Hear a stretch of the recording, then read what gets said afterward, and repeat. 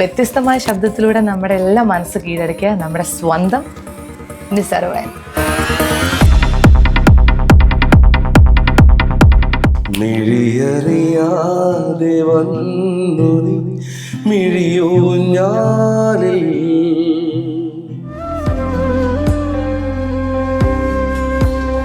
ഞാൻ അറിയില്ല ഉദിത് നാരായൺജി ആരാ എന്ന് എനിക്ക് അന്ന് അറിയില്ല. ആ സമയത്ത് എൻ്റെ വോയിസ് ഉദിത് നാരായൺജിയുടെ വോയിസുമായിട്ട് സാമ്യമുണ്ടെന്ന് പറഞ്ഞപ്പോൾ അന്ന് തൊട്ടാണ് ഞാൻ ഉദിത്ജിയെ കുറിച്ച് പഠിക്കാനും അദ്ദേഹത്തിൻ്റെ പാട്ടുകൾ ഫോളോ ചെയ്യാനും തുടങ്ങിയത്.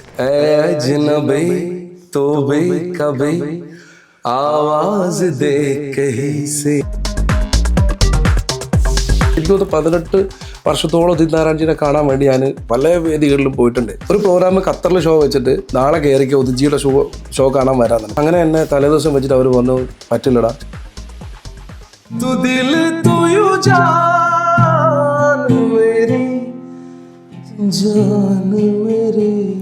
എന്നും നിനക്കായി പാടാന്നുള്ള സോങ്ങിന് ഒരു ബാക്ക്ഗ്രൗണ്ട് വലിയൊരു സ്റ്റോറി ഉണ്ടെന്ന് എന്റെ പഠിച്ചോളെ അത് ചോദിക്കരുത്. കുറെ ആളുകൾക്ക് അത് വേദനിക്കും. ഞാൻ വേദനകൾ മറക്കുന്ന ആളാണ് സത്യത്തിൽ. 4 പേരാണ് എന്നെ സത്യത്തിൽ അന്ന് എന്നെ എന്താ പറയുക, ഈ വർക്കിൽ നിന്ന് തന്നെ പിന്തിരിപ്പിക്കാൻ വേണ്ടി എന്നെ ആ വർക്കിന് വേണ്ടി മുടക്കിയാണ്. നോ പറയാൻ പറ്റാത്തൊരവസ്ഥ വന്ന്. ഒരാൾ പറഞ്ഞു അവർക്കെന്തോ വീട് വെക്കാനുണ്ട്, ഈ വർക്ക് ഞാൻ ചെയ്യാം, നീ എൻ്റെ കൂടെ വർക്ക് ചെയ്യണം, ഞാൻ എൻ്റെ കുടുംബം രക്ഷപ്പെടുന്നു പറഞ്ഞു. അതുകൊണ്ട് ആ വർക്ക് നീ പാടരുത്.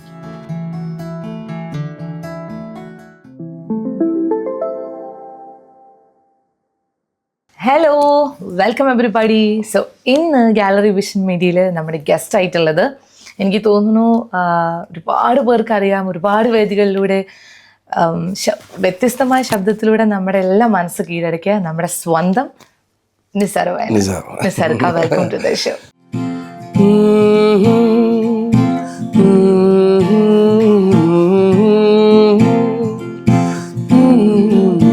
जीना मेरा है, मरना मेरा, नाल तेरे सी कर एतबार मेरा, मैं करूं इंतजार तेरा, तू दिल तू यू जान मेरी, जान मेरी. ഹായ്. ഹായ്, സുഖാണോ? സുഖമായിട്ടിരിക്കണം. എന്തൊക്കെയുണ്ട് വിശേഷങ്ങൾ? എന്താണ്, അടിപൊളി, സുഖം. സോ നിസാർക്ക് ഇപ്പൊ ദുബായിലാണല്ലേ? ദുബായിൽ ന്യൂ ഇയർ പ്രോഗ്രാമിന് വേണ്ടി വന്നതാണ്. ഓക്കെ, എങ്ങനെ പോകുന്നു? ഫാമിലി എല്ലാവരും സുഖമായിട്ട്? അടിപൊളി, only positive vibe, energy vibe. Okay okay നിസാർക്ക, പിന്നെ എന്താണ് നിസാർക്ക ഫാമിലിയെ പറ്റിയൊക്കെ പറയൂ, അറിയാത്തവർക്ക് വേണ്ടിയിട്ട്. എനിക്ക് തോന്നുന്നു നിസാർക്കനെ എല്ലാവർക്കും പരിചയമുണ്ട്, എന്നാലും നിസാർക്കയുടെ ഫാമിലിനെ പറ്റി ഒന്ന് പറയൂ. ഫാമിലി, എൻ്റെ ഏറ്റവും പ്രിയപ്പെട്ടവളായ എൻ്റെ ഷെഹന തൊട്ട് തുടങ്ങാം. ഷെഹനാജിയാണ് വൈഫ്. എൻ്റെ 2 പെൺകുട്ടികളാണ്. മൂത്താള് +1 പഠിക്കുന്നു, സിംബ്രു സുൽത്താന. അവളും മക്കൾ 2 പേരും പാടും. പിന്നെ രണ്ടാമത്തെ ആള് അംബ്രി മോള്. പിന്നെ എൻ്റെ പ്രിയപ്പെട്ട എൻ്റെ ഉമ്മ, എൻ്റെ ഗുരുനാഥൻ എന്ന് പറയും പോലെ എൻ്റെ ഏറ്റവും പ്രിയപ്പെട്ട ഉമ്മയാണ് എൻ്റെ ഒരു വെൽ പവർ, എൻ്റെ എല്ലാം. വാപ്പയില്ല, വാപ്പ മരണപ്പെട്ടിട്ട് വർഷങ്ങളായി. അപ്പോൾ എൻ്റെ 10ാമത്തെ വയസ്സിൽ വാപ്പ മരണപ്പെട്ടിട്ടുണ്ട്. പിന്നെ എൻ്റെ അനുജന് 2 പെങ്ങന്മാർ. ഫാമിലി എല്ലാം അടിപൊളിയായിരിക്കുന്നു. പറയുമ്പോൾ എനിക്ക് മിസ്സായി പോകാൻ പാടില്ലല്ലോ പറയുന്നത്. എല്ലാവരും പറയണല്ലോ, അതുകൊണ്ടാണ് ഞാൻ അങ്ങനെ പറഞ്ഞത്. പിന്നെ എല്ലാവരും വയനാട് തന്നെ? എല്ലാവരും വയനാട്ടിൽ തന്നെ. പിന്നെ എനിക്ക് ചോദിക്കണം എന്നുള്ളത്, ഞാൻ ഇക്കേൻ്റെ ഇപ്പം ഇക്കാണെന്ന് ഗസ്റ്റായിട്ട് വരുന്നെന്ന് പറഞ്ഞപ്പോൾ തന്നെ ഞാൻ ഇക്കൻ്റെ കുറേ സെർച്ച് ചെയ്തു, കുറേ പാട്ടുകളും ഒക്കെ സെർച്ച് ചെയ്തപ്പോൾ ഇക്ക കുറേ പാടുന്നതൊക്കെ ഹിന്ദി സോങ്സ് ആണ് ഞാൻ കേട്ടിരിക്കുന്നത്. സോ ഇക്ക ഒരു മലയാളം സോങ് പാടിയാലോ? നമുക്കൊരു മലയാളം സോങ്, ഏതെങ്കിലും ഒരു മലയാളം സോങ്. ഞാൻ ആദ്യമായിട്ട് പാടി വന്നത് മലയാളം പാട്ടാണ്. ഏതെങ്കിലും ഒരു ഇഷ്ടപ്പെട്ട ഒരു മലയാളം സോങ്. ഇഷ്ടപ്പെട്ട മലയാളം സോങ്. ഓക്കെ, ഈ ഒരു പാട്ട് എനിക്ക് ഭയങ്കര ഇഷ്ടമാണ്. ഓക്കെ, ഞാൻ എന്താ പറയാ, ചില പാട്ടുകൾ നമുക്ക് നമ്മുടെ മനസ്സിൻ്റെ ഉള്ളിൽ തങ്ങി നിൽക്കുന്ന ചില പാട്ടുകളുണ്ടല്ലോ, അങ്ങനെ ഒരു ഏറ്റവും ഇഷ്ടപ്പെട്ട പാട്ടുകളിൽ ഒന്നാണിത്. പാടിക്കോ. ആകാശമേഘം മറന്നേ പോയി, അനുരാഗതീരം മറന്നേ പോയി, ഒരു കോണിലെല്ലാം മറന്നേ നിൽപ്പൂ, ഒരേ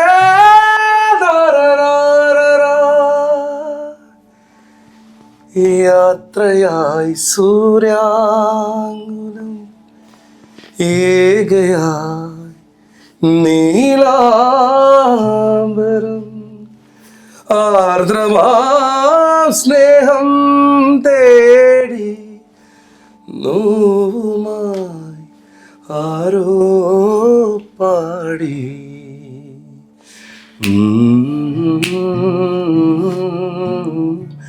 ദരനാനേ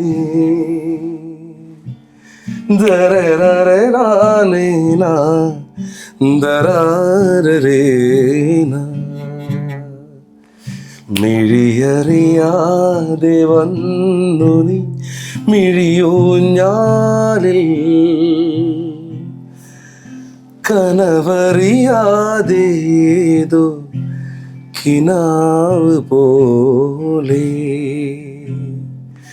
മനമറിയാതെ പാറിയൻ മനസരസോരം, പ്രണയനിലാക്കിളി നീ ഷഹാന പാടി. ഇതുവരെ വന്നുണർന്നിടാത്തൊരു പുതുരാഗം, എവിടെ മറന്നു ഞാനീ പ്രിയാനുരാഗം. അടിപൊളി. സാധാരണ ഞാൻ പാടുമ്പോ എനിക്ക് ഇത്തിരി മൈക്കിന് റിവേർബൊക്കെ വന്നിട്ടാണ് എനിക്ക് ആ ഫീല് വരുള്ളൂ. അപ്പൊ അതുകൊണ്ട് അത്ര ഫീൽ അങ്ങോട്ട് പ്രതീക്ഷിക്കണ്ട, നോർമലായിട്ട് പക്ഷെ നന്നായിട്ട്. ഓക്കെ ഇക്ക, നെക്സ്റ്റ് ക്വസ്റ്റ്യൻ. ഇക്കന്റെ ഒരു മ്യൂസിക്കൽ ജേർണി ഒന്ന് പറയോ? ലൈക്ക് അത് എങ്ങനെ സ്റ്റാർട്ട് ചെയ്യും? കോളേജാണോ, കോളേജ് ടൈമാണോ, അതോ സ്കൂൾ ടൈമിലാണോ? എങ്ങനെയാണ് ഒരു ജേർണി? ഇപ്പൊ ഇക്ക എത്തി നിൽക്കുന്ന വരെ ഒരു ജേർണി ഒന്ന് പറയോ? ഞാൻ സ്കൂൾ ടൈമിലാണ്, ഞാൻ ആ കാലഘട്ടത്തിലാണ് സ്റ്റാർട്ട് ചെയ്തത്. 10ാം ക്ലാസ് മുതൽ പാട്ട് പാടി തുടങ്ങിയിട്ടുണ്ട്. പ്രൊഫഷണലായിട്ട് സ്റ്റേജിൽ വന്നത് എനിക്ക് തോന്നുന്നത് ഒരു 17-18 വയസ്സ് മുതൽ തന്നെ പാട്ട് തുടങ്ങിയിട്ടുണ്ട്. അത് ഗാനമേള ട്രൂപ്പുകളിൽ പോയി തുടങ്ങിയിട്ടുണ്ട്. പാട്ട് പഠിച്ചാ കൊച്ചെറുപ്പം തൊട്ട്? ഞാൻ കുറച്ചൊക്കെ പഠിച്ചിട്ടുണ്ട്. പിന്നെ എനിക്ക് അധികവും നമ്മളെ പ്രിയപ്പെട്ടവർ ഒരുപാട് ഗുരുനാഥന്മാരുണ്ട്. എണ്ണിയാൽ തീരാത്ത എനിക്ക് ഗുരുസ്ഥാനത്ത് നിൽക്കുന്ന ഒരുപാട് ആളുകളുണ്ട്. അത് പാട്ടിനെ കുറിച്ച് അറിയുന്നവരും അതുപോലെ തന്നെ പഠിച്ചവരും അതുപോലെ തന്നെ പാട്ട് ഒരുപാട് കേൾക്കുന്നവരും. ഓരോ സ്റ്റേജിലും എനിക്ക് എനിക്ക് എൻ്റെ പാട്ടിലെ തെറ്റുകൾ കണ്ടുപിടിക്കുന്ന ആളുണ്ടായിരുന്നു. അത് ഇന്നും ഉണ്ട് കേട്ടോ. നമ്മളെപ്പോഴും നമ്മൾ പൂർത്തിയാകുന്നില്ല. നമ്മളെന്താ പറയുക, എല്ലാം തികഞ്ഞവന് എന്ന് ഞാൻ ഒരിക്കലും എന്നെ കുറിച്ച് പറയാറില്ല. കാരണം എനിക്ക് ഏറ്റവും ഇഷ്ടം എൻ്റെ ഓരോ തെറ്റുകളും എന്നിലേക്ക് ചൂണ്ടിക്കാണിക്കുന്ന ആളുകളെ എനിക്കിഷ്ടം, എന്നോട് പറയുന്നവരെ എനിക്ക് ഭയങ്കര ഇഷ്ടം. അപ്പോൾ അതിങ്ങനെ നമ്മൾ നിസാർ ഭായ് ഇന്ന സ്ഥലത്ത്, നിസാറെ ഇന്ന സ്ഥലത്ത് ഇന്ന പ്രശ്നങ്ങളുണ്ട്, അത് ക്ലിയർ ചെയ്യുമെന്ന് പറയുമ്പോൾ ഞാനത് ഇപ്പോഴും സ്നേഹത്തോടെ സന്തോഷത്തോടെ സ്വീകരിക്കാറുണ്ട്. സ്റ്റേജ് ഷോ തന്നെയാണ്. പിന്നെ 18 വയസ്സ് മുതൽ പിന്നെ അങ്ങോട്ട് എനിക്ക് എൻ്റെ യാത്രകളും എൻ്റെ സ്വപ്നങ്ങളും, ഞാൻ ഇന്ന് ഈ ഇരിക്കുന്ന ഈ ഒരു സമയം വരെ എൻ്റെ സ്വപ്നങ്ങളായിരുന്നു. എൻ്റെ ആഗ്രഹങ്ങളെല്ലാം പൂവണിഞ്ഞു എന്ന് പറയാം. ഏറ്റവും വലിയ സന്തോഷങ്ങളെല്ലാം ഞാൻ മനസ്സിൽ ആഗ്രഹിച്ചതൊക്കെ ഈ ഒരു മ്യൂസിക് യാത്രയിലൂടെ എനിക്ക് നേടാൻ പറ്റിയിട്ടുണ്ട്. അതിൻ്റെ ഒരു വലിയ ഒരു ഭാഗ്യവാനാണ് ഞാൻ. ഓക്കെ, എനിക്ക് തോന്നുന്നു നിസാർക്ക കുറേ വലിയ എനിക്ക് തോന്നുന്നു സിംഗേഴ്സിൻ്റെ കൂടെ, ഇപ്പം Udit Narayan G, then Arijit Singh, Kumar Sanu sir, അവരുടെയൊക്കെ കൂടെ സ്റ്റേജ് ഷെയർ ചെയ്തിട്ടുണ്ട്. ആ ഒരു എക്സ്പീരിയൻസ് ഒന്ന് പറയുമോ? അവരുടെയൊക്കെ കൂടെ സ്റ്റേജ് ഷെയർ ചെയ്ത ഒരു എക്സ്പീരിയൻസ്. അത് ഞാൻ പറഞ്ഞല്ലോ, എനിക്ക് എൻ്റെ കുട്ടിക്കാലത്തെ ഞാൻ കണ്ട എൻ്റെ വലിയൊരു പ്രാർത്ഥനയും സ്വപ്നവുമാണ് നടന്നത്. അതിന് ഞാൻ പടച്ചവനോട് ഞാൻ ആദ്യം നന്ദി പറയാം. കാരണം നമുക്ക് അവരുടെ കൂടെ എന്നുള്ളത്, ഞാൻ ഉദിത് നാരായൺജിയുടെയും കുമാർ സാനുവിൻ്റെ ഒക്കെ പാട്ടുകൾ തന്നെയായിരുന്നു. അന്നത്തെ കാസറ്റായിരുന്നു ആ സമയത്ത്, CD കാസറ്റ്. ആ സമയത്ത് അത് പാട്ടുകൾ വാങ്ങിച്ചിട്ട് ഇവരുടെ ഫോട്ടോ തന്നെ ഞാൻ എന്താ പറയുക എൻ്റെ മുമ്പിൽ വെച്ചിട്ട് ഞാൻ എപ്പോഴും അവരെങ്ങനെ എന്താ പറയുക അവരുടെ വോയിസ് കേട്ടിട്ട് അതിലൊരുപാട് സ്നേഹിച്ചൊരു കാലം ഉണ്ടായിരുന്നു. ഉദിത് നാരായൺജിയോടുള്ള ഇഷ്ടം തന്നെ എന്ന് വരാൻ കാരണം എനിക്കറിയില്ലായിരുന്നു ഉദിത് നാരായൺജിയുടെ വോയിസ് എനിക്ക് എന്നുള്ളത് എനിക്കറിയില്ലായിരുന്നു. ഞാൻ മുഹമ്മദ് റഫി സാഹിബിൻ്റെയും ദാസാറിൻ്റെയൊക്കെ പാട്ടുകളായിരുന്നു ആ സമയത്ത് പാടാറ്. അപ്പോൾ അങ്ങനെയാണ് പിന്നെ എൻ്റെ നാട്ടിലൊരു ഷോ വ്യാപാരി വ്യവസായയുടെ ഒരു പ്രോഗ്രാമിന് എന്നെ വിളിച്ചതും അന്ന് അവിടെ ഹിന്ദി സിംഗർ ആരും വന്നില്ല. ഞാൻ മലയാള പാട്ട് കുറേ പാട്ടുകൾ എല്ലാം സെറ്റ് ചെയ്ത് നിലാവേ മായുമോ എന്നൊക്കെ എൻ്റെ ഫസ്റ്റ് പാട്ടായിരുന്നു സ്കൂൾ സമയം കഴിഞ്ഞ്. അപ്പോൾ അങ്ങനെ ഞാൻ ഇത്രയും പാട്ടുകളൊക്കെ റെഡിയാക്കി എല്ലാം ശരിയാക്കിയിട്ട് സ്റ്റേജിലേക്ക് വന്നപ്പോൾ അവിടെ ഹിന്ദി പാട്ടുകാരുമില്ല, അതുകൊണ്ട് ഹിന്ദി പാടുന്നുണ്ട്. അപ്പോൾ ആരോ പറഞ്ഞു നിസാറ് അവന് ഹിന്ദി ചെറുതായിട്ട് പാടുന്നൊക്കെ എൻ്റെ കൂട്ടുകാരോ പറഞ്ഞു കൊടുത്തു. അന്നാണ് ഞാൻ ഉദിത് നാരായൺജിയുടെ എനിക്ക് ഏറ്റവും ഇഷ്ടപ്പെട്ടൊരു പാട്ടുണ്ടായിരുന്നു, ഏ ജനബി തു ബി കവി എന്ന സോങ്. അത് എനിക്ക് പാടാൻ പറ്റുമോ എന്ന് എനിക്കറിയില്ല. അന്ന് ആ പാട്ട് പാടിയ സമയത്താണ് അവരൊക്കെ കുറേ ആളുകൾ പിന്നെ ഹിന്ദി പാടിയാൽ മതി നിസാർ എന്ന് പറഞ്ഞു. ആ വേദിയിൽ തന്നെ എനിക്ക് വന്ന് ഒരു 4-5 പാട്ടുകൾ എന്നെ കൊണ്ട് പാടിപ്പിച്ചു. അങ്ങനെയാണ് ഞാൻ അറിയില്ല ഉദിത് നാരായൺജി ആരാ എന്ന് എനിക്ക് അന്ന് അറിയില്ലായിരുന്നു. ആ സമയത്ത് ഉദിത് നാരായൺജിയുടെ പാട്ടുകൾ പാടാൻ തുടങ്ങിയിട്ടില്ല. പക്ഷേ എൻ്റെ വോയിസ് ഉദിത് നാരായൺജിയുടെ വോയിസുമായിട്ട് സാമ്യമുണ്ടെന്ന് പറഞ്ഞപ്പോൾ അന്ന് തൊട്ടാണ് ഞാൻ ഉദിത്ജിയെ കുറിച്ച് പഠിക്കാനും അദ്ദേഹത്തിന്റെ പാട്ടുകൾ ഫോളോ ചെയ്യാനും തുടങ്ങിയത്. അന്നാണോ അറിയുന്നത്? അന്ന് അറിയുന്നത് ഇങ്ങനൊരു സിമിലാരിറ്റി ഉണ്ട്, വോയിസിന് സിമിലാരിറ്റി ഉണ്ടെന്ന്. അത് അദ്ദേഹത്തിന്റെ ഉദിത്ജിയുടെ പാട്ട് എനിക്ക് എന്താ പറയാ, എൻ്റെ ഏറ്റവും വലിയ ഭാഗ്യങ്ങളിൽ ഒന്നാണ് ആ ഒരു ശബ്ദം എനിക്ക് കിട്ടുക എന്ന് പറഞ്ഞാൽ. അതൊരു വലിയൊരു അൽഹംദുലില്ലാ ഞാനിപ്പോൾ സ്തുതിച്ചുകൊണ്ടിരിക്കുകയാണ്. കാരണം നമുക്ക് എവിടെയും ഒരു ടെൻഷനും ഇല്ലാതെ എന്നും കയറി ചെല്ലാൻ പറ്റും. ആ ഒരു 4 ലൈൻസോ ഒരു 2 ലൈൻസോ നമ്മൾ കണ്ണടച്ച് പാടിയാലും ഓഡിയൻസ് മുമ്പിൽ ചെന്ന് കഴിഞ്ഞാലും അത് അവർ സ്വീകരിക്കുക എന്നുള്ളത് അത് ഒരു വലിയ ഭാഗ്യങ്ങളിൽ ഒന്നായിട്ട് കാണുന്നു. അപ്പോൾ അന്നത്തെ സമയം അന്ന് തൊട്ടിട്ടാണ് ഞാൻ ഉദിത്ജിയുടെ സ്റ്റൈലും അവർ പാടുന്നൊരു സ്റ്റൈലും എനിക്ക് തോന്നുന്നു നിസാർക്ക് ഇമിറ്റേറ്റ് ചെയ്യുമല്ലോ ഓൾറെഡി ആ ഒരു വോയിസ്. ഞാൻ പാട്ട് പാടുമ്പോഴേ ഒരു പാട്ടുകാരനെ ഞാൻ ഇമിറ്റേറ്റ് ചെയ്യാറില്ല, ഞാൻ എൻ്റെ വോയിസിലാണ് പാടുന്നത്. പക്ഷേ ഓരോ പാട്ടുകാർക്കും അവരുടേതായ ഒരു സ്റ്റൈലുണ്ട്. ഞാനെപ്പോഴും പറയാറുണ്ട്, നമ്മൾ ഉദിത്ജിയുടെ പാട്ട് പാടുമ്പോൾ ഉദിത്ജിയുടേതായ ഒരു സ്റ്റൈലുണ്ട്, റഫീ സാഹിബിൻ്റെ പാടുമ്പോൾ റഫീ സാഹിബിൻ്റെ ഒരു സ്റ്റൈലുണ്ട്, കിഷോർ കുമാർ ജിയുടെ പാടുമ്പോൾ അത് അങ്ങനെ ഒരു സ്റ്റൈല്, അപ്പോൾ സോനു നിഗമത്തിൻ്റെ വേറെ സ്റ്റൈല്, വിശാൽ മിശ്രയുടെ വേറെ സ്റ്റൈല്, ജുബിൻ്റെ വേറെ സ്റ്റൈല്, അപ്പോൾ അങ്ങനെ ആതിഫ് അസ്ലമിൻ്റെ വേറെ സ്റ്റൈല്. അങ്ങനെ ആ സ്റ്റൈല് ഞാനെപ്പോഴും അവരുടെ സ്റ്റൈല് ഞാൻ പാടാം. ആ ഒരു സ്റ്റൈലിൽ തന്നെ നമ്മളിപ്പോൾ ഉദിത് നാരായൺജിയുടെ പാട്ട് പാടുമ്പോൾ നമുക്ക് അജ്നബി तो भी कभी आवाज दे कहीं से, मैं यहाँ टुकड़ों मैं ही मैं अब तुम्हारे ख्यालों में हूँ, मैं जवाबों में हूँ मैं सवालों में हूँ. ഇത് നമ്മൾ പാടുമ്പോൾ ഉദിത് ജിയുടെ പാട്ട്. ഇപ്പോൾ ആതിഫ് അസ്ലമിൻ്റെ പാടുമ്പോൾ वैसे तो मन मेरा पहले भी रातों में अक्सर ही चाहत के यहाँ सपने सजोता था, तेरा होने लगा हूँ जब से मिला हूँ, निगाहों में देखो मेरी जोहर बस गया. നമ്മൾ ആ ഒരു സ്റ്റൈലിൽ വന്നു കഴിഞ്ഞാൽ നേരെ അർജിത്തിലോട്ട് വരുമ്പോൾ നമ്മളിപ്പോൾ പാടുമ്പോൾ ഇപ്പോൾ അർജിത് സിംഗിൻ്റെ ഇഷ്ടപ്പെട്ടൊരു പാട്ട് പറയും. അർജിത് സിംഗിൻ്റെ ഇഷ്ടമുള്ള പാട്ട് ക്യൂക്കി തും ഹി ഹോ जिंदगी अब तुम ही हो, चैन भी मेरा दर्द भी मेरी आशिकी अब तुम ही हो,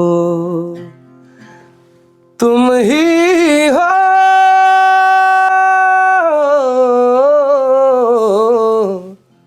അങ്ങനെ നമ്മൾ പാടി എങ്ങനെ ഒരു യാത്ര എങ്ങനെ പോകും എന്നാണ്. അല്ല, എല്ലാവർക്കും അവരവരുടേതായ സ്റ്റൈൽ ഉണ്ടല്ലേ പാട്ട് പാടുമ്പോൾ. നമ്മള് അത് പാടുന്നവര് ഇപ്പൊ എല്ലാവരും പറയാം അതെന്തുകൊണ്ട് നിങ്ങൾ അവരെ അനുകരിച്ച് പാടെല്ലാം ചോദിക്കും. പക്ഷെ അതല്ല സത്യത്തില്. ഇപ്പൊ ഏത് പാട്ട് പാടുമ്പോൾ ആ ഒരു ഓരോ പാട്ടുകാരൻ്റെ പാട്ടുകൾ പാടുമ്പോൾ നമ്മൾ അവരുടേതായ ഒരു സ്റ്റൈല് നമ്മൾ കൊണ്ടുവന്നാൽ മതി.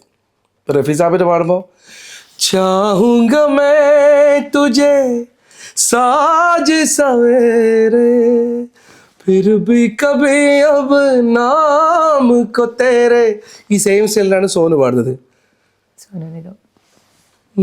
अभी मुझ में कहीं बाकी थोड़ी सी है जिंदगी, अब है सामने इसे छू लूं जरा, मर जाऊं या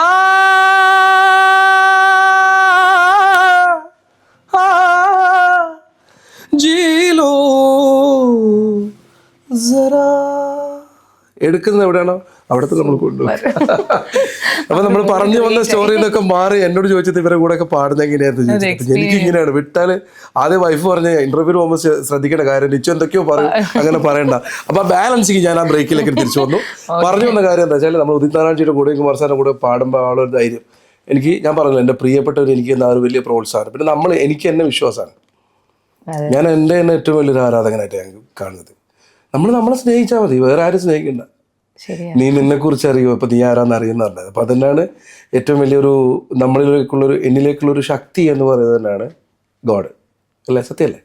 ദൈവം തന്നെയല്ലേ നമ്മളിലുള്ളത്. അപ്പോൾ നമുക്ക് എന്തിനോ ടെൻഷൻ അടിക്കേണ്ടത്? പിന്നെ താൻ ബാധി ദൈവം ബാധി. എനിക്ക് മടിയില്ല പാട്ട് പഠിക്കാൻ. ഞാൻ അതിനു വേണ്ടി ഫുഡ് വരെ കഴിക്കാത്ത ഡേകളുണ്ടായിട്ടില്ല. ഭക്ഷണം പോലും കഴിക്കാതെ എനിക്ക് എൻ്റെ പ്രിയപ്പെട്ട ഷാനൂസാണ് ഫുഡ് പാട്ട് പഠിക്കുന്ന സമയത്ത് ഒരു 4-5 പാട്ടുകൾ നിരത്തി വെച്ചിട്ട്, സാധാരണ ഒരു പാട്ട് പഠിക്കുമ്പോൾ എന്താ ചെയ്യുക? അത് ഇയാൾ ഗൂഗിളിൽ നിന്ന് വേഗം സോങ് എടുത്തിട്ട് പെട്ടെന്ന് കഴിയുമല്ലോ, ഗൂഗിളിൽ നിന്ന് വേഗം സോങ് എടുത്തിട്ട് നേരെ കോപ്പി പേസ്റ്റ് ചെയ്തിട്ട് പാട്ടത് കേൾക്കുന്നു. ഏതാ പാട്ട് കേൾക്കുന്നത്?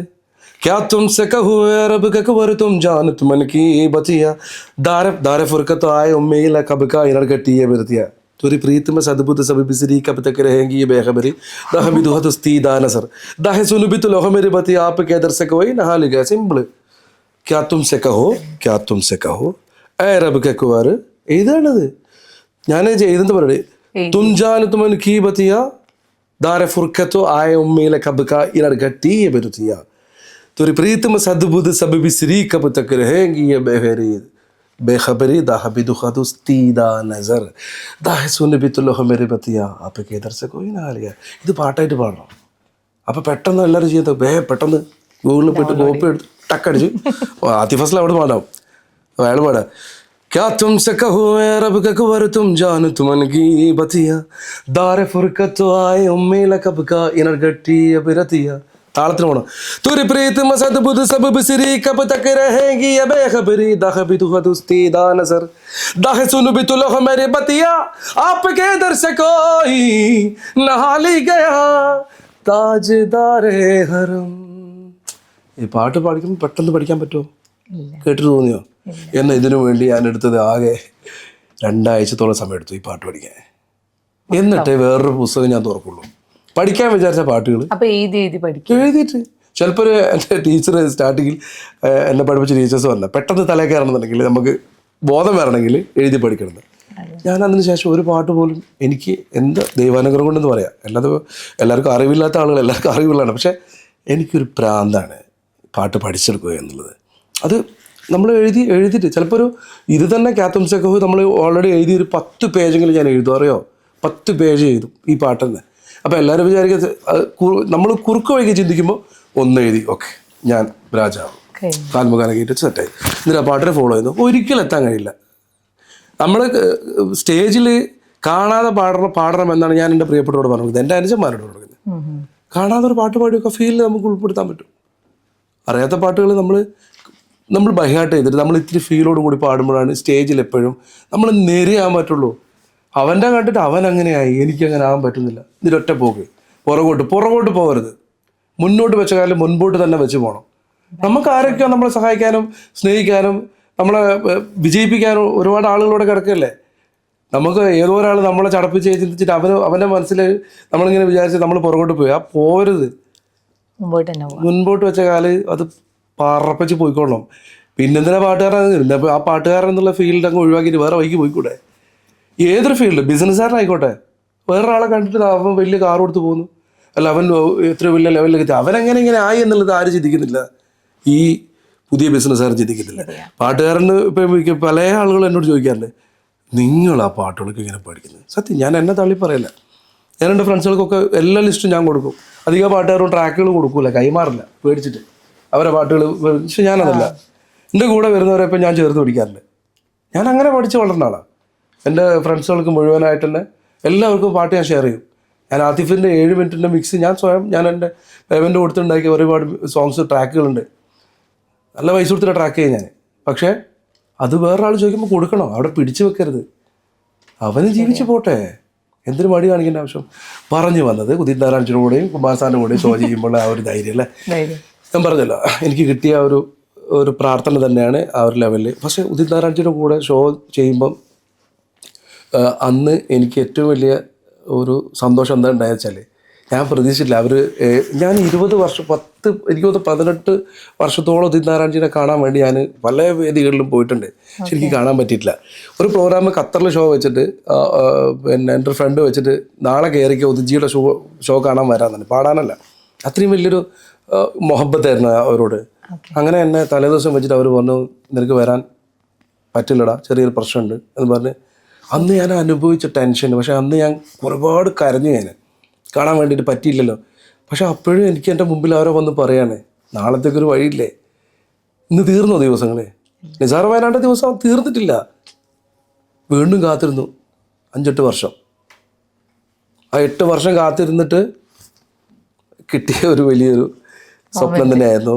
ബഹ്റൈനിൽ ഉദിത് നാരായണയുടെ വേദി, റഹീം ആദവനാട് എന്ന് പറഞ്ഞ ആ ഒരു ആളെ ഞാനിപ്പം തന്നെ ഇഷ്ടപ്പെട്ടുകൊണ്ട് ഞാനൊരു സല്യൂട്ട് കൊടുക്കുകയാണ്. കേരളത്തിൽ എനിക്ക് തന്നെ ഒരു സെലക്ഷൻ വന്നു എന്നുള്ളതാണ് ഉദിത് നാരായണൻ്റെ കൂടെ. കാരണം ഞാൻ അദ്ദേഹത്തെ എൻ്റെ പാട്ട് കേട്ടിട്ട് ഞാൻ എൻ്റെ മുമ്പേ ഒരു പറഞ്ഞത് കാര്യങ്ങൾ. അപ്പം ഞാൻ പറഞ്ഞു, എനിക്ക് ഏതെങ്കിലും ഒരു അവസരം ഒന്ന് കാണാനുള്ളൊരു ആഗ്രഹമുണ്ടെന്ന് പറഞ്ഞു. അപ്പം അവർ ഒരുക്കിയ എന്താ വെച്ചാൽ വലിയ, എൻ്റെ മനസ്സിൽ പോലും ചിന്തിച്ചിട്ടില്ല കൂടെ പാടാൻ പറ്റും എന്നുള്ളത്.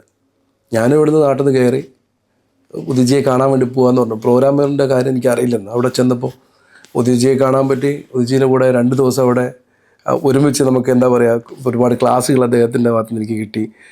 അദ്ദേഹത്തിൻ്റെ ഫാമിലിയെ പരിചയപ്പെടാൻ പറ്റി. അതിലുപരി ആ വേദിയിൽ ഞാൻ അറിയാതെ പാടാൻ വേണ്ടി ജസ്റ്റ് ബാഗ് കൊടുത്ത് പോയ എന്നെ ഫസ്റ്റ് അവിടെ ഇൻട്രോ എന്നെ കൊണ്ട് ചെയ്യിപ്പിച്ചത്.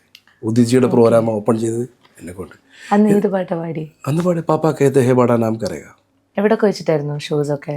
ഉദിത് നാരായണൻ്റെ കൂടെ ഷോ ചെയ്തത് ബഹ്റൈനിൽ വെച്ചിട്ട്, പിന്നെ കുമാർ സാനുജി ദുബായിൽ വെച്ചിട്ട്, അബുദാബിയിൽ വെച്ചിട്ട് ശ്രേയാജിൻ്റെ കൂടെ പാടി. ഓക്കെ.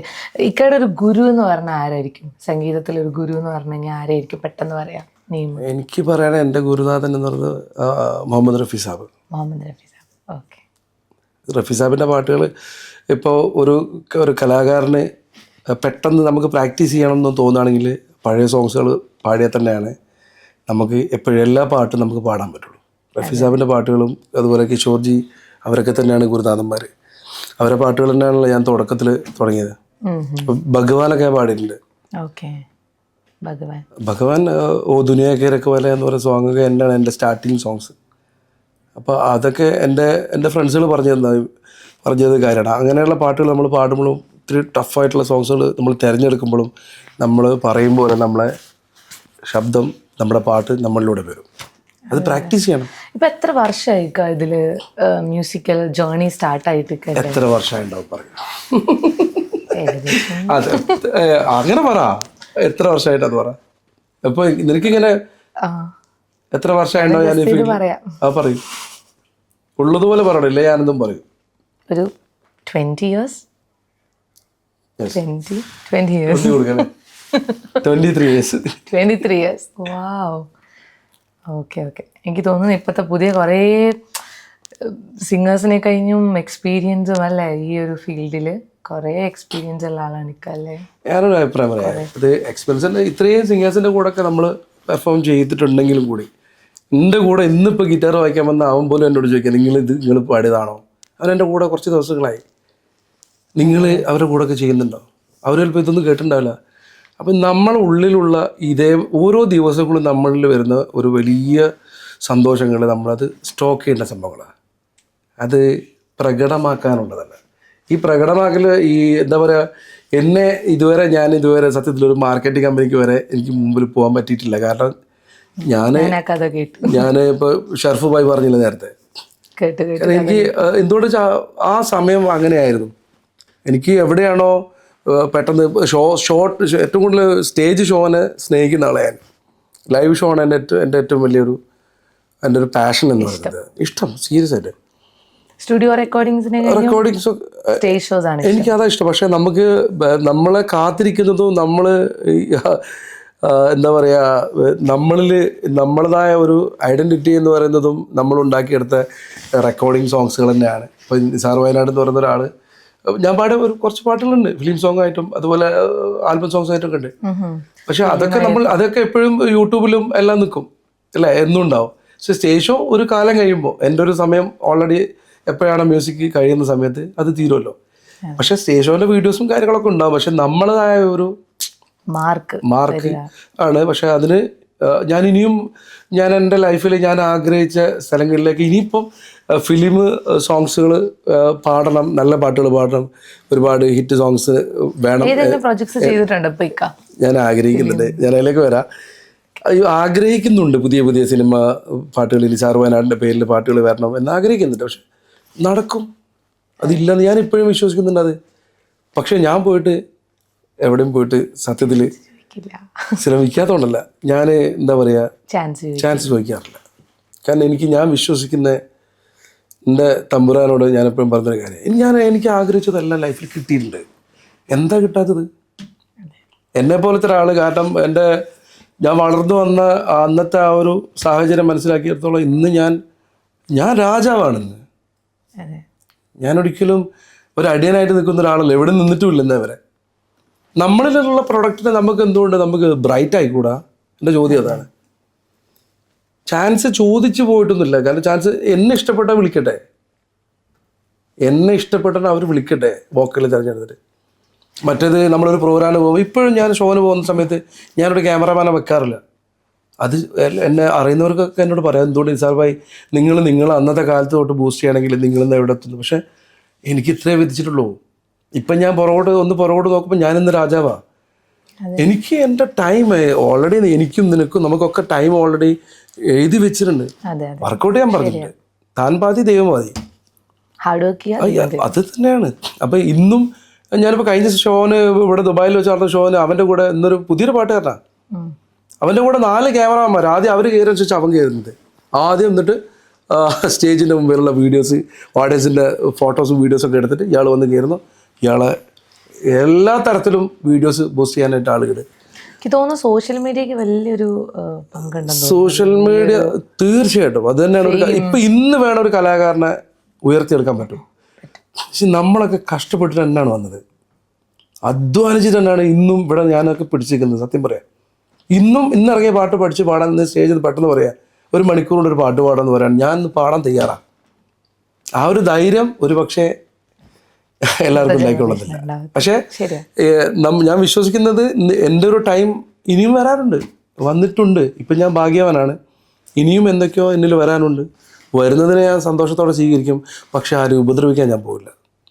സ്റ്റേജ് ഷോയിൽ എനിക്ക് ആരോടും വെറുപ്പില്ല. പക്ഷെ എനിക്ക് തന്ന എൻ്റെ വർക്ക് അത് ഞാൻ പെട്ടച്ചിട്ടേ പോരുള്ളൂ. 10 മിനിറ്റ് സമയം, ആ 10 മിനിറ്റ് ഞാൻ അത് ഓഡിയൻസുമായിട്ടുള്ള കുറച്ച് നേരത്തെ എന്നെ വിളിച്ച് ഏൽപ്പിച്ച ടീംസിന് അവരെന്തുകൊണ്ട് ഹാപ്പി ആക്കി കൊടുത്തൂടാ? എനിക്ക് ഇത്ര പേയ്മെൻറ്റ് തരുന്നു. ഞാനവിടെ ഒരു ഡിമാൻഡ് ഞാൻ വെക്കാറില്ല ഈ ചില കാര്യങ്ങളിൽ. കാരണം നമുക്ക് വേണ്ടിയിട്ട് പ്രോഗ്രാം ചെയ്യുന്ന കോർഡിനേറ്റേഴ്സ് ഒരുപാട് കഷ്ടപ്പെട്ട് നമ്മളെ ഫോട്ടോസും വീഡിയോസൊക്കെ ഇങ്ങനെ നമ്മളെ പോസ്റ്റ് ചെയ്ത് നമ്മളെ കൊണ്ടുവന്നിട്ട് അപ്പോഴേക്കും നമ്മൾ കാലൊക്കെ എടുത്ത് വെച്ചിട്ട് വെള്ളം അവിടെ എൻ്റെ മാനേജറെ പോയിട്ട് പരിചയപ്പെടും. എൻ്റെ കൂടെ 2 മാനേജർ വന്നിട്ടുണ്ട്, അവർക്ക് 2 റൂം വേണം. ഓക്കെ, എന്താ വെച്ചാൽ ശരി. ഞാൻ സ്റ്റേജിൽ 1.5 മണിക്കൂറാണ് പാടുക. മനസ്സിലായോ? വേറെ ഏതൊക്കെയോ കുട്ടികളാരൊക്കെയോ പാടുന്നുണ്ടെന്ന് പറഞ്ഞു. അവരൊക്കെ ഞാൻ പാടിയതിന് ശേഷം പാടിയാൽ മതി. അതിൻ്റെ മുമ്പേ പാടാൻ പറ്റില്ല. പാടിക്കഴിഞ്ഞാൽ ഞാനിവിടെ നിന്ന് ഇറങ്ങിപ്പോവും. എൻ്റെ കൂടെ ക്യാമറാമാന്മാരും 5-6 മാനേജേഴ്സും ടീംസും ഇവരെ കൂടെ വന്ന 10 ആൾക്കാരെ അതും വിളിച്ചു കൊണ്ടുവന്നിട്ടുണ്ട് പൈസ കൊടുത്തിട്ട്. ഇങ്ങനെ ഞാൻ പറയുള്ളൂ. പക്ഷേ എനിക്കത് വേണ്ട. നാച്ചുറലായിട്ട് ഓഡിയൻസിൻ്റെ മുമ്പിൽ ലക്ഷക്കണക്കിനും എത്ര ലക്ഷം ആളുകളുണ്ടെങ്കിലും എത്ര ആയിരം ആളുകളുണ്ടെങ്കിലും എനിക്കൊരു ധൈര്യമുണ്ട്. 20 മിനിറ്റ് ഇന്നും ഞാൻ പ്ലസ് ഇടാതെ പാടുന്നുണ്ട്. അത് വേണമെങ്കിൽ 4 മണിക്കൂർ പാടാൻ ഞാൻ തയ്യാറാണ്. 12 hours പാടാൻ ഞാൻ തയ്യാറാണ്. 24 മണിക്കൂർ വേണമെങ്കിൽ ഞാനങ്ങ് തീർന്നു പോയാലും ഞാൻ പാടാൻ തയ്യാറാണ്. അത്രത്തോളം പാട്ട് എൻ്റെ കയ്യിൽ സ്റ്റോക്കാണ്. ആ ഒരു ധൈര്യം എനിക്കുണ്ട്. ഓഡിയൻസ് ചോയ്സ്, ഓഡിയൻസ് വൈബ്, അത് പാട്ട് കൊടുക്കാനുള്ള ധൈര്യം എനിക്കുണ്ട്. എനിക്ക് ആരും വേണ്ട. പൈസ കൊടുത്തിട്ട് ഞാൻ ആരും ഒപ്പരം കൂട്ടില്ല. ഇതന്നെയാണ് എൻ്റെ പ്രശ്നം. ഞാൻ അങ്ങോട്ട് പോയിട്ട് ഇങ്ങനെ നിൽക്കില്ല എടി. അങ്ങനെ നിന്നിട്ട് എനിക്ക് അങ്ങനത്തെ ലൈഫ് വേണ്ട. ഇന്നത്തെ സിംഗേഴ്സൊക്കെ ഒരു പൊടി പാട്ട് പാടുമ്പോഴേക്കും ആ പാട്ട് കാണുന്നില്ലേ, നെഗറ്റീവിനാണ് ഇന്ന് പ്രാധാന്യം. പോസിറ്റീവായിട്ട് ഒരു കാര്യം നല്ലതൊരാൾ ചെയ്ത് കഴിഞ്ഞാൽ അവരെ വേണ്ട, നെഗറ്റീവ് ചെയ്ത് കഴിഞ്ഞാൽ അവനെ വേണം എല്ലാവർക്കും. പക്ഷേ എല്ലാവർക്കും അല്ല, അതൊരു ടീം വർക്കാണ്. ഇതൊരു വലയമാണ്. ഇൻസ്റ്റയിൽ തുറന്നു കഴിഞ്ഞാൽ ഒരു ടീം വർക്കാണ്. ഒരാൾ ചെല്ലുമ്പോൾ അവിടെ കുറേ ആൾക്ക്, ഞാൻ ഭക്ഷണം കഴിക്കാൻ പോകുന്നു, എൻ്റെ കൂടെ ചില സമയത്ത് ഫോട്ടോ എടുക്കാൻ ആരും വരുന്നില്ല.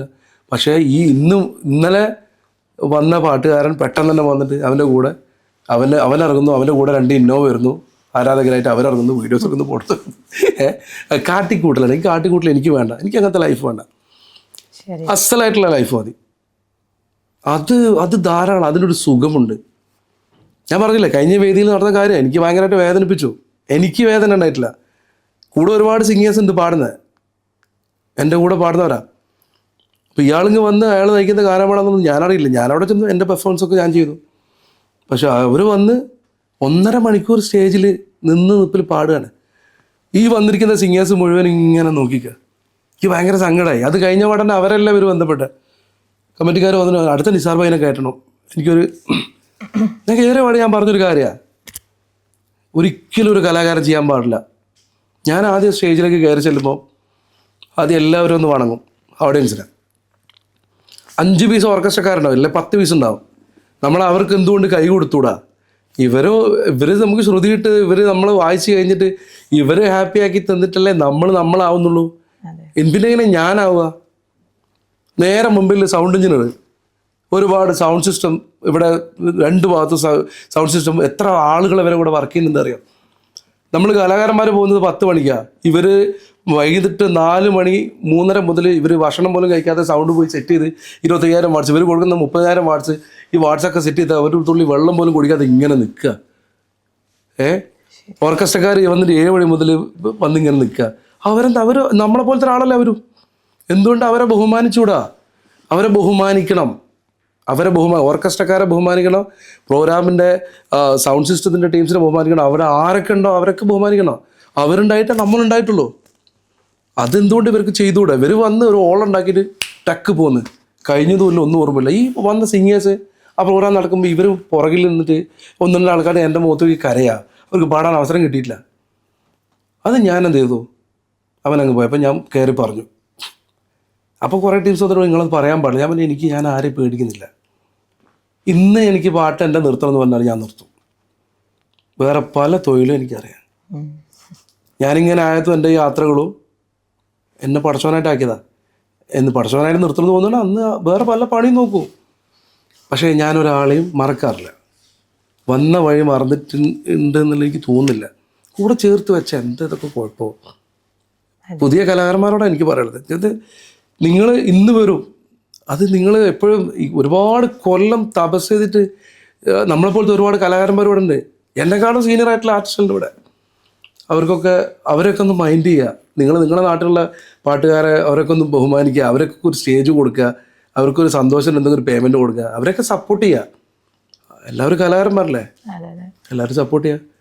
നല്ലത് മാത്രം വരട്ടെ എല്ലാവർക്കും. എന്നും നിനക്കായി പാടാന്നുള്ള സോങ്ങിന് ഒരു ബാക്ക്ഗ്രൗണ്ട് വലിയൊരു സ്റ്റോറി ഉണ്ടെന്ന് എന്താ പഠിച്ചോളെ അത് ചോദിക്കരുത്. അതൊന്നും പറയാൻ പറ്റുമോ? കുറേ ആളുകൾക്ക് അത് വേദനിക്കും. ഞാൻ വേദനകൾ മറക്കുന്ന ആളാണ് സത്യത്തിൽ. ആ ഒരു പാട്ട് എൻ്റെ ലൈഫിൽ ചിലത് മിസ്സാവുന്ന പറയുന്നില്ലേ, ഏറ്റവും വലിയ മിസ്സിങ്ങിൽ ഒന്നാണ് ആ പാട്ട്. ആ ഒരു പാട്ട് ഒരു പക്ഷെ ഞാനന്ന് പാടിയിട്ടുണ്ടെങ്കിൽ ശരിയാ എൻ്റെ ലെവല് വേറെ ലെവലാകും എന്നാണ് ഇപ്പം എല്ലാവരും പറയുന്നത്. ഞാനിപ്പോഴും പറഞ്ഞത് എനിക്ക് ഉള്ളത് കൊണ്ട് ഓണം പോലെ അത് ഫേമസ് തന്നെയാണ്. ഈ ഒരു പാട്ട് നമ്മൾ ചിലത് ഞാൻ പറഞ്ഞല്ലോ, കൂടെ ഉള്ളവരെ നമ്മൾ ഇപ്പോൾ മാറ്റി നിർത്താതെ ഒരുമിച്ച് കൊണ്ടു നടക്കുന്ന ആളല്ലേ. ആ ചിലതിനെ നമ്മൾ മാറ്റി നിർത്തണം എന്നുള്ളത് എനിക്ക് മനസ്സിലായി. അതുകൊണ്ടാ വെച്ചാൽ നമ്മൾ അന്നും എനിക്ക് ആത്മാർത്ഥത ഭയങ്കരമായിരുന്നു. ഇന്ന് ആത്മാർത്ഥത നല്ല അങ്ങനെ അതിനല്ല പറഞ്ഞത്. എല്ലാവരോടും ഭയങ്കര അമിതമായ എല്ലാവരെയും ഞാൻ ഇഷ്ടപ്പെടുമല്ലത്. എല്ലാവരോടും സ്നേഹം മാത്രമേ ഉള്ളൂ. എല്ലാവരോടും സ്നേഹമാണല്ലോ, ആരോട് വെറുപ്പില്ല ഇപ്പോഴും കേട്ടോ. പറയാറുണ്ടെങ്കിൽ ദേഷ്യം പിടിച്ച് സ്പോട്ടിൽ പറയും. ഇതൊക്കെ ഞാനിങ്ങനെ ആയത് എൻ്റെ അനുഭവം ഗുരുവാണ്. ഞാനിങ്ങനെ ആയതാ. ആ നിസാർ, അന്നത്തെ കാലത്തെ നിസാർ ഒരു സൈലൻ്റായിട്ട് ആരോട് സംസാരിക്കുന്നില്ല. ആ പാട്ട് പാടാൻ, ഒരു പാട്ട് പാടാൻ കേട്ടോ. ഇന്നതല്ല, ഇന്നേതാ പാടല് ചോദിച്ചിട്ട് ചിലപ്പോൾ ഞാൻ മീശയൊക്കെ പറ്റി ഇങ്ങനെയൊക്കെ ആ അതിന് പ്രാധാന്യമുള്ളൂ. നമ്മളെ ലൈഫിൽ ആക്ടിങ് പാടില്ല, ആക്ട് ചെയ്യണ്ട. എനിക്കിപ്പോൾ ചായ വേണോ, കാപ്പി കൊണ്ടുവന്നത് എനിക്ക് ചായ ഞാൻ ഇഷ്ടപ്പെടുന്നത്, കാപ്പി കുടിക്കുന്നില്ല എനിക്കറിയില്ല, ഞാൻ കുടിക്കില്ല എന്ന് പറയാം. ഞാൻ ഓപ്പോസിറ്റ് കേട്ടോ, കാപ്പിയെ കുടിക്കാറ്, ചായ കുടിക്കാറില്ല. അപ്പോൾ ഇഷ്ടങ്ങൾ നമുക്കൊരാളോട് പറയാം. എന്നും നിനക്കായി എന്ന് പറയുന്ന വർക്ക്, അത് എനിക്ക് കിട്ടിയ ഒരു വർക്കായിരുന്നു. അത് എൻ്റെ പ്രിയ സുഹൃത്ത് ഷാഫി കൊല്ല പാടിയത്. അതിൻ്റെ ഒരു കുഞ്ഞു സ്റ്റോറിയാണ് ഞാൻ പറയുന്നത്. അപ്പം ഞാൻ തുള്ളിമഴത്ത് എന്ന് പറയുന്നൊരു വർക്കുമായിട്ട് ഞാൻ പാടാൻ വേണ്ടി പോയ സമയത്താണ് ആ പാടി. അത് കഴിഞ്ഞ് വേറൊരു വർക്ക്, ഒരു ടീംസിൻ്റെ വർക്ക് ഉണ്ടായിരുന്നു. അത് പാടാൻ പോകുന്ന സമയത്താണ് അനീഷ് ബാബു എന്ന് പറയുന്ന അനീഷ്ക, ഇതിൻ്റെ ആളാണ്, ഈ വർക്കിൻ്റെ പ്രൊഡ്യൂസറാണ്. അതിലുപരി എന്താ പറയുക, ഞാൻ ഒരുപാട് ആൾക്ക് അറിയാം, പ്രോഗ്രാമൊക്കെ ഒരുപാട് കോർഡിനേറ്റേഴ്സൊക്കെ ചെയ്തതാണ് അനീഷ്ക. അപ്പോൾ അനീഷ്ക ഈ തുള്ളിമയത്ത് എന്ന് പറഞ്ഞ പാട്ട് അന്ന് ഭയങ്കര ഹിറ്റായൊരു സമയമായിരുന്നു. അന്ന് ആ പാട്ട് അഭിനയിച്ചതും എൻ്റെ സുഹൃത്ത് ഷാഫി കൊല്ലാണ്. ഇപ്പോഴും പല ആളുകളും ആ പാട്ട് ഷാഫിയുടെ പാട്ടല്ലേ എന്ന് പറയുന്ന ആളുകളുണ്ട്. കാരണം ഷാഫി അന്ന് ഭയങ്കര ഹിറ്റായിരുന്നല്ലോ. ഇന്നും എനിക്കിഷ്ടപ്പെട്ട ഗായകരിൽ ഒരാളാണ് ഷാഫി കേട്ടോ. മ്യൂസിക് ഡയറക്ഷനിലും പാട്ടിലാണെങ്കിലൊക്കെ അദ്ദേഹത്തിൻ്റെ ആ ഒരു സ്റ്റൈലുകൾ കൊണ്ടുവന്നിട്ടുണ്ട്. അപ്പോൾ ഈ തുള്ളിമയത്ത് എന്ന് പറയുന്ന പാട്ട് അത് അഭിനയിച്ചത് ഷാഫിയും സുനിതയാണ്. ഞാനിത് പാടിക്കൊടുത്തു. ഞാൻ അടുത്ത വണ്ടി കയറി അവിടെ ബാംഗ്ലൂർ പ്രോഗ്രാമിൽ എൻ്റെ പണി കഴിഞ്ഞു. പക്ഷെ എനിക്കറിയില്ലായിരുന്നു ഇതിൻ്റെ പുറകെ പോയിട്ട് നമ്മളും അതിൽ ആക്ട് ചെയ്യേണ്ടിയിരുന്നു, അല്ല മോൻ കാണിക്കേണ്ടിയിരുന്നുള്ളൂ. എനിക്ക് എൻ്റെ പാട്ട് കഴിഞ്ഞ് ഞാൻ എൻ്റെ പൈസയും മേടിച്ച് ഞാൻ എൻ്റെ ബൈക്ക് പോയി. അവർ ചിന്തിച്ചത് ഇത് വിഷ്വലിൽ അഭിനയിക്കുക, അത് സെറ്റാകുക എന്നുള്ള അവർ ചിന്തിക്കുന്നത്. പക്ഷേ അവരവരെ പണി കഴിഞ്ഞു. അന്ന് ഞാനൊരു എനിക്ക് അതിനോടൊന്നും വലിയ താല്പര്യമില്ല, ആക്ട് ചെയ്യാമെന്ന് എനിക്ക് അറിയില്ല അതിൽ. അപ്പോൾ ഈ പാട്ട് ഷൂട്ട് എടുക്കുന്ന സമയത്ത് ഷാഫി എന്നെ വിളിച്ചു വൈകിട്ട്. മോനെ നിസാറേ, അതിനെ വിളിക്കട്ടെ, പാട്ട് എൻ്റെ പാട്ട് അടിപൊളിയാക്കടാ, ഇത് ഉഷാറായിക്കണ്ടല്ലേ, ഞാൻ അഭിനയിക്കുന്നത്. അവൻ്റെ ഒരുപാട് സന്തോഷം മൈ ബ്രദർ. ഞാൻ ഭയങ്കര ഹാപ്പി ആയിട്ട് നിന്നവിടെ. ഈ പാട്ട് അവിടെ ആ സമയത്ത് അവിടെ ലൊക്കേഷനിൽ അനീഷ്ക ഉണ്ടായിരുന്നു അവിടെ തിരൂർ. അനീഷ്കുള്ള അപ്പോൾ അനീഷ്കൻ്റെ ഇതാരെ പാടിയത്, ഇത് വോയിസാണല്ലോ എന്ന് ചോദിച്ചപ്പോൾ ഇങ്ങനെ നിസാർ വയനാട്, നിസാർ എന്നുള്ള ഒരു ചെക്കനാണ്, വയനാട്ടിലാണ്. അപ്പോൾ ഞാനന്ന് മെഡിക്കൽ ഷോപ്പിൽ നിൽക്കുക. എനിക്കന്നൊരു മെഡിക്കൽ ഷോപ്പ് ഉണ്ടായിരുന്നു അവിടെ. എൻ്റെ അനിയനും ഞാനിങ്ങനെ നിൽക്കുന്ന സമയത്താണ് അനീഷ്ക വിളിക്കുന്നത്. നിസാറാണോ? അതെ. അപ്പം അനീഷ് ബാബു എന്ന് പറഞ്ഞ ആളാണ്. ഞാനൊരു വർക്ക് ഇറക്കുന്നുണ്ട്, നിങ്ങളെ ശബ്ദം കേട്ടപ്പോൾ എനിക്കൊരു ആഗ്രഹം തോന്നുന്നു, ഒരു മൂഡ് തോന്നുന്നുണ്ട്, നമ്മൾ ഹിന്ദിയുടെ റീമേക്ക് ചെയ്താലെന്ന് ചോദിച്ചു. അങ്ങനെ ഹിന്ദിയുടെ റീമേക്ക് പിന്നെ എനിക്ക് ഭയങ്കര ഇഷ്ടമാണ് ഹിന്ദിയുടെ റീമേക്ക് പാടുന്നത്, ഭയങ്കര ഇഷ്ടമാണ്. എന്നാലും പറഞ്ഞാൽ ഏതൊക്കെ പാട്ടെടുക്കാൻ പറ്റണമെന്ന് ചോദിച്ചു. ഞാനാണ് എന്നും നിനക്കായും അങ്ങനെയുള്ള ഒരുപാട് ഹിന്ദി സോങ്സ് ഞാൻ പറഞ്ഞു കൊടുക്കുന്നത്. അപ്പോൾ അനീഷ്ക പറഞ്ഞ് നമുക്കത് പാടാം, അത് നിൻ്റെ വോയിസിൽ പാടണം. എൻ്റെ വോയിസ് എനിക്ക് ഭയങ്കരമായിട്ട് ഇഷ്ടപ്പെട്ടു. അങ്ങനെ സോങ്ങൊക്കെ സെലക്ട് ചെയ്തു. പിന്നെ ഞങ്ങൾ ഒരാഴ്ച ഇതിൻ്റെ വർക്കിനെ കുറിച്ചുള്ള അഭിപ്രായങ്ങൾ. അങ്ങനെയാണ് എന്നോട് ചോദിക്കുന്നത്, നമുക്ക് ഹിന്ദിക്ക് പറ്റിയ വോയിസ് ഫീമെയിൽസ് ആരാണെന്ന് ചോദിച്ചു. അപ്പോൾ ഞാൻ പറഞ്ഞു, അനീഷ്ക, എനിക്ക് ഹിന്ദിയുടെ വോയിസിന് അൽക്ക യാഗ്നിക്കിൻ്റെ വോയിസുമായിട്ട് സാമ്യമുള്ള ഒരേ ഒരാളുണ്ട് ഇന്ന് കേരളത്തിൽ, അത് രഹനത്തെയാണെന്ന് പറഞ്ഞു. അങ്ങനെ രഹനത്താനെ സെലക്റ്റായി. രഹനത്തെ പോലും അറിയില്ല, ഒരുപക്ഷെ ഈ സ്റ്റോറി ചിലപ്പോൾ രഹനത്തെ അറിയാമെന്നറിയില്ല. അങ്ങനെ രഹനത്താനെ സെലക്റ്റായി. ഞാനങ്ങനെ പിന്നെയും എന്നെ ബാംഗ്ലൂരിൽ വിളിപ്പിച്ചിട്ട് ഈ ടീം പറഞ്ഞു നമുക്ക് അങ്ങനെ ഒരു ഡേറ്റ് കണ്ടു ഈ വർക്ക് പാടാൻ. ഇന്ന് നിനക്ക് അതിൻ്റെ വർക്ക് പാടാൻ VM സ്റ്റുഡിയോയിൽ കാലിക്കറ്റ് ഡേറ്റ് എന്നോട് ചോദിക്കാൻ, ഏത് ഡേറ്റ്? അപ്പോൾ ഞാൻ പറഞ്ഞു 13th. അന്ന് ഫ്രീ ആണോ? ഒരു ദിവസം മുഴുവൻ സ്റ്റേജ് ഷോ, ഒരു ദിവസം മുഴുവനായിട്ട് റെക്കോർഡിംഗ് ആണ്, ഞാൻ മാറ്റി വെക്കട്ടെ പറയട്ടെ. അതിപ്പോൾ എല്ലാം ചെയ്തു വെച്ചാൽ ഞാൻ വരും, ഉറപ്പ്, വാക്ക് എന്ന്. അങ്ങനെ ഉറപ്പ് കൊടുത്ത് ഞാൻ എറണാകുളത്തേക്ക് പോയി. പോകുന്ന സമയത്ത് അപ്പോൾ ഇതിൽ പ്രൊഡ്യൂസേഴ്സിനോട് അഭിപ്രായം എന്താ വെച്ചാൽ ഷാഫിയും പാടണം, നിസാറും പാടണം, മിക്സായിട്ട് പാടണം എന്ന് പറഞ്ഞ് ഈ വർക്ക്. അപ്പോൾ ഷാഫി പറഞ്ഞാൽ പിന്നെ ആയിക്കോട്ടെ പാടാം. ഷാഫി അറിയില്ല, ഞാൻ പാടുന്നത് ഷാഫി അറിയില്ലായിരുന്നു. അപ്പോൾ ഈ വർക്ക് കണ്ടിന്യൂസ് പിന്നെ ഷാഫിനോട് സംസാരിച്ചു അവർ. അങ്ങനെയാണ് ഞാൻ ട്രെയിനിൽ പോയി കൊടുക്കുന്ന സമയത്ത് എറണാകുളത്ത് പോകുമ്പോൾ ഷാഫി എന്നെ വിളിക്കുന്നു, നിസാറെ ഒരു ഹിന്ദി സോങ്സിൻ്റെ റീമേക്ക് നീ പറഞ്ഞു തന്നു. അവൻ അനീഷ്ക പറഞ്ഞു തന്നെ എന്നൊരു കാര്യം ചെയ്തു നിസാറെ, പിന്നെ ഒരു കാര്യം നീ പാടിക്കണം, ഞാൻ പാടുന്നില്ല, അത് നീ ഫുള്ള് കണ്ടിന്യൂസ് ആയിട്ട് ചെയ്തു തന്നെ. അങ്ങനെ ഷാഫി ഓൾ ദ ബെസ്റ്റ് പറഞ്ഞു. ഞാനങ്ങനെ എറണാകുളത്ത് പോയി. പിറ്റേന്ന് റെക്കോർഡ്, അതിൻ്റെ പിറ്റേന്നാണ് ഞാൻ കയറേണ്ടത് തിരൂരേക്ക്, കോഴിക്കോടേക്ക് വരണം. അങ്ങനെ ഞാൻ കോഴിക്കോട് ഭയങ്കര ഹാപ്പിയിലാണ് ഞാൻ എൻ്റെ യാത്ര എറണാകുളത്തേക്ക്. ഇത്രയും നല്ലൊരു വലിയൊരു വർക്ക് നമ്മളെ കയ്യിൽ ഏൽപ്പിക്കില്ല അവർ. അപ്പം ഞാൻ എറണാകുളത്തെത്തി റിയാൻ സ്റ്റുഡിയോ റെക്കോർഡ് ചെയ്യുക. ആ പാട്ട് പാടിക്കൊണ്ടിരിക്കുന്ന സമയത്ത് ഈ അനീഷ്ക്ക് എന്നെ വിളിച്ച് ഇങ്ങനെ സംസാരിക്കുന്നുണ്ട്. വർക്ക് നമുക്ക് എടാ ഒന്നും കൂടി മൊഞ്ചായിക്കടാ, എന്നും നിനക്കായി പാടാം എന്നൊക്കെ പാട്ടാണോ ഇവിടുത്തെ സ്റ്റാർട്ടിങ് അങ്ങനെയൊക്കെ പറഞ്ഞു. അപ്പോൾ ഞാൻ ഭയങ്കര ഹാപ്പി ആയിട്ട് ഇങ്ങനെ ഇരിക്കുക. വീട്ടിലൊക്കെ വിളിച്ച് പറഞ്ഞ ഒരു വർക്ക് വന്നിട്ടുണ്ട്, പെട്ടെന്ന് തന്നെ പോയിട്ട് പാടുന്നുണ്ട്. അപ്പോൾ കൂടെ വന്ന് എന്നെ കൊണ്ടുപോയ ഒരു ടീം, പേര് ഞാൻ പറയില്ല, വിളിച്ചിട്ട് ഇവർ 3-4 ആളുകൾ എന്നോട് പറഞ്ഞു, പിന്നെ എന്തായാലും സാറേ നീ കുറേ നേരമല്ലേ ഫോണിൽ. അന്ന് ഇതേപോലത്തെ ഫോണല്ല കേട്ടോ, കാക്കിരി ചെറിയ ഫോണല്ലേ, അത് 53 പത്തായിരുന്നു. അപ്പോൾ എന്നോട് ചോദിച്ചു, പിന്നെ എന്താ കുറേ നേരമല്ല, ഭയങ്കര ഹാപ്പിയിലാണല്ലോ. ഞാൻ പറഞ്ഞു അത് ഭയങ്കര ഒരു സന്തോഷം ഉണ്ടായി. എന്താ പറയൂ. അപ്പോൾ ഞാൻ പറഞ്ഞു ഒരു ഹിന്ദി സോങ്സിൻ്റെ റീമേക്കാണ് നാളെ, അവർ പേയ്മെൻറ്റൊക്കെ ചോദിച്ച് അത് പാടാൻ പറഞ്ഞിട്ടുണ്ട് എന്ന് പറഞ്ഞു. അതിൽ 1-2 ആളും മുഖം വല്ലാതെ അങ്ങോട്ട് വാടിപ്പോയ പോലെ ഫീൽ ചെയ്തു ഞാനിത് പറഞ്ഞപ്പോൾ. ഞാൻ വീണ്ടും താഴെ പോയി ഒരു കാപ്പിയുള്ള ചായയെല്ലാം കുടിച്ചിപ്പോൾ വീണ്ടും വന്ന് നോക്കുമ്പോൾ ഇവർ വർക്ക് ചെയ്യുന്നില്ല. ഇവരെന്നെ ഇങ്ങോട്ട് റൂമിലേക്ക് പോയി. ഏകദേശം രാത്രിയായി, ഈറടായ സമയം. ഞാൻ ഈ വർക്ക് കഴിഞ്ഞ് എനിക്ക് കയറണം, രാവിലെ ഉച്ചയാകുമ്പോൾ എനിക്ക് എത്തണം ഇവിടെ. റൂമിലെത്തിയ പിന്നെ ഞാൻ എത്തിയ ഉടനെ ഇവർ 4 പേരാണ് എന്നെ സത്യത്തിൽ അന്ന് എന്നെ എന്താ പറയുക, ഈ വർക്കിൽ നിന്ന് തന്നെ പിന്തിരിപ്പിക്കാൻ വേണ്ടി എന്നെ ആ വർക്കിന് വേണ്ടി മുടക്കിയാണ്. അനീഷ്ക എന്നെയും കാത്ത് സ്റ്റുഡിയോയിൽ നിൽക്കുന്നു. പക്ഷേ എനിക്ക് ഭയങ്കര ഫീൽ വരും ആ വർക്കാരെ.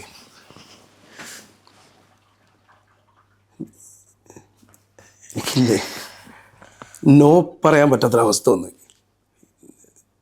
ഒരാൾ പറഞ്ഞു അവർക്കെന്തോ വീട് വെക്കാനുണ്ട്, നീ എൻ്റെ കൂടെ വർക്ക് ചെയ്യുകയാണെങ്കിൽ ഈ വർക്ക് ഞാൻ ചെയ്യാം, നീ എൻ്റെ കൂടെ വർക്ക് ചെയ്യണം, ഞാൻ എൻ്റെ കുടുംബം രക്ഷപ്പെടുന്നു പറഞ്ഞു. അതുകൊണ്ട് ആ വർക്ക് നീ പാടരുത്. ആ ഒരു ആത്മാർത്ഥത മുറുകെ പിടിച്ചിട്ട് ഞാൻ പറഞ്ഞു പോകുന്നില്ല.